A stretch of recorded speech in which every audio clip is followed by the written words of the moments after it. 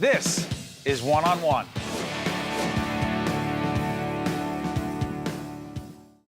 We're honored to have Dr. Anthony Costa, who is an orthopedic surgeon, Meridian Orthopedics, and also medical director, Total Joint Center at Riverview Medical Center. Good to see you, doctor. Thank you for having me, Steve. Let's talk a little bit about osteoarthritis. What is it? Osteoarthritis. The quote regular arthritis, if people talk about having arthritis, this is the one that they're talking about typically. There's over 180 subtypes of different arthritis. No. Yeah, there's a lot. But the most prominent is osteoarthritis. That's the one that affects most Genetic? people.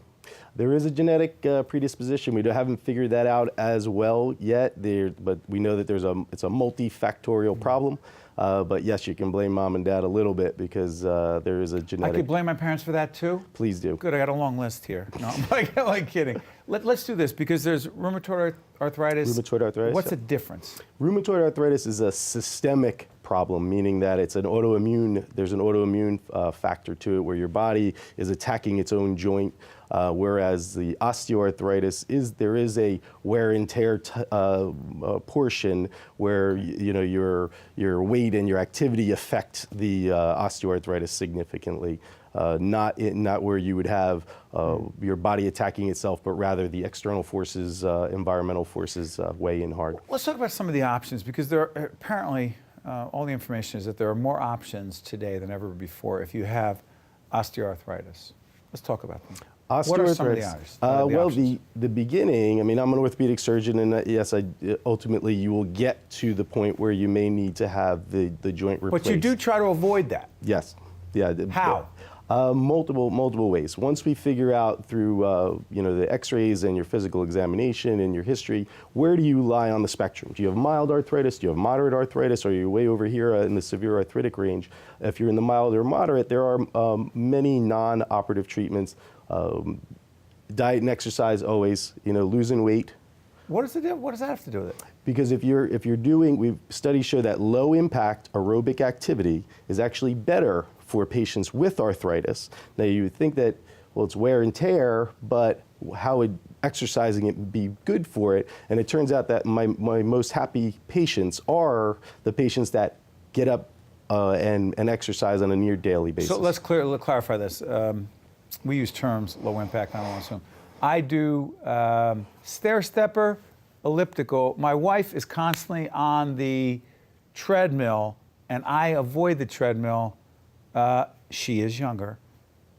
Part of my logic is that the pounding on the treadmill bothers my knees.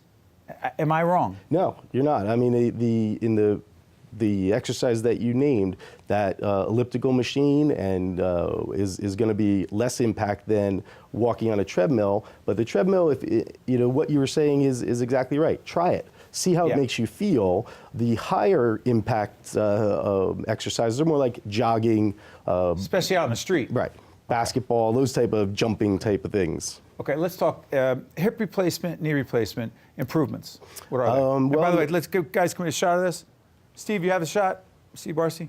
Talk about, what are we looking at here? Well, this is a knee prior to a healthy knee. This is a healthy knee. This is a healthy knee. So we have thigh bone, leg bone, and then the kneecap. Got it. When patients think of arthritis, a lot of times they think that I have a problem with my bone, and that really isn't the primary problem. The problem is the cap of the bone, which is called the cartilage. The cartilage wears away. That's what causes an irregular surface here, and then eventually you get bone on bone. Exactly right. When you go through all the conservative measures, you're not able to get relief and you're functionally limited, you can't pick up your grandkids, you can't do the things that you wish to do, eventually you get to the point where that cartilage cap has worn away so badly that injections aren't helping, Advil's not helping, none of these things are helping, you need a knee replacement.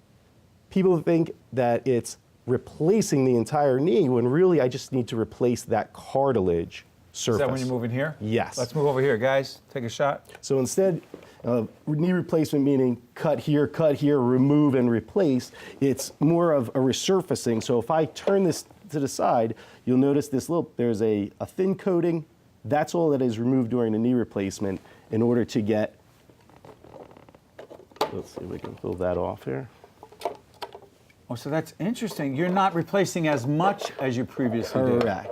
Well, the replacement amounts are about the same. However, we're not removing big parts of bone here. We're just taking, it's more like capping a tooth. If you have a cavity, you take out the cavity, you leave as much tooth as you can. Same concept here. We're removing just the end, the cap goes on the bottom part, the cap goes on, and plastic goes in between. What's the advantage here? That plastic used to last about 10, maybe 15 years. So people think, I don't want to have a knee replacement. I'm going to outlive this thing. I'm going to have to go back into the operating room in 10, 15 years. That's really not the case anymore. Since 1997, the plastics increase in the quality significantly. So now we're thinking more like 20, 25, possibly 30 years. Use it longer. Real quick, before I let you out, Jen, help me on this. The hip, the anterior approach to the hip. Oh, real quick on that. Anterior approach, there's many ways to access the hip. You can have an incision by your butt, kind of way in the back there. You can have it on the side and in the front. Through experience, I mean, we've generally speaking, the conventional way to do it is through the back. I now come in through the front. This is not a new thing. It's something that I embrace because I think that the patients get up faster. Why? The incisions are around the 3-inch mark. I'm cutting less to access that joint space. By cutting less and having the soft tissues managed better, the patients are getting up a little bit faster. Recovery faster? Yes, sir. The data is the first few weeks, we think that there's evidence to say, yes, people are getting up and moving faster. After that 6-week mark, really everything kind of melds together and everybody does well ultimately. But it's my goal to get patients up immediately after surgery, and that's what they do. We have the surgeries on Friday, you're up walking on Friday. What? Yeah, same day surgery. Amazing changes.